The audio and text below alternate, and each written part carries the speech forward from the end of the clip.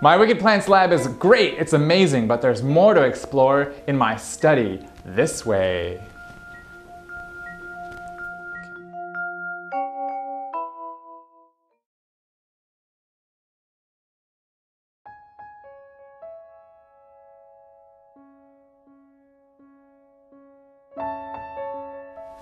Oh, you're back! I was just taking care of my horrific houseplants. All of these plants are filled with toxins or irritants. Come in, I'll tell you more.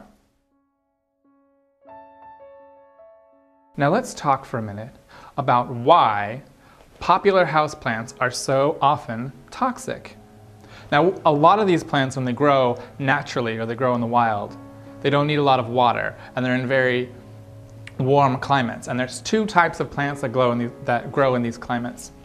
One of them is a fast-growing plant, and if we use this as an example, pretend this is a plant, pretend this tissue is a leaf.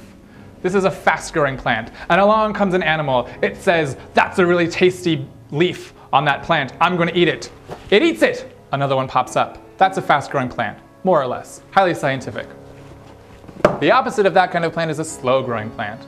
So a slow-growing plant needs to have a toxin or an irritant in it. It's going to deter those animals from eating it. It's going to deter people from opening it up and using its sap for medicine. Now, one thing a plant might have that could irritate you or make you sick is the sap. Of course, you all know the sap is that icky, gooey stuff that's usually white that lives in a plant. Well, one example of a toxic sap is this croton plant. Now, I know you're all very smart, and you're thinking, croton, that's a genus of plant. Well, this is different. This is a plant called a croton, and it's got a toxic sap. If you get it on your skin, it might give you eczema. It might make your skin itch. If you get it in your stomach, it might make you pretty sick. Not as sick as some other plants, but still, you don't want to put that in your salad. Now, another sap that's going to make you pretty sick is the sap in a euphorbia. Euphorbias sometimes look like cactus. They're not cactus. They're definitely not an aloe, so don't rub that on your skin.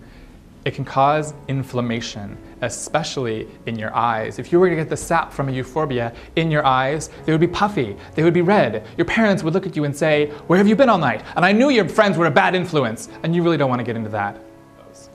Now, besides sap, another thing that a lot of houseplants might have to keep you away from eating them are crystals. If you would like a very demonstration of how crystals in a plant cell might irritate you, you're out of luck because all I have is this balloon. Now pretend this balloon is a plant cell. Inside it are calcium oxalate crystals. They're needle-like constructions inside this plant cell. Now let's say I'm an animal again. Oh, what a tasty plant cell way deep down inside that plant. Let me take a bite. Oh! My mouth is now full of these calcium oxalate crystals, tiny needle-like fibers, stabbing my tongue, stabbing my mouth. I swallowed them, and they're stabbing my throat. Ow, ow, ow! That's how a calcium oxalate crystal works. Deep in the plant cells of these plants, here are a couple of examples. A peace lily. Oh, how peaceful. Oh, how lilyful. But wait, don't eat it. Unless you would like to have a burning sensation in your mouth. Unless you would like your tongue to go numb. Look over here. Even worse, this is the dumb cane. It's called Dieffenbachia. All over this plant are those crystals. Even take a bite of the leaf. Take a bite of the stem. Anywhere you take a bite, you're going to have a burning mouth. If you swallow it, your voice is going to be taken away, and you can't speak even to say, don't eat that plant. Other examples of calcium oxalate crystals in plants include the philodendron. Oh, how lovely. I feel just like I'm in a doctor's office, which is a really good place to be if you happen to take a bite of this.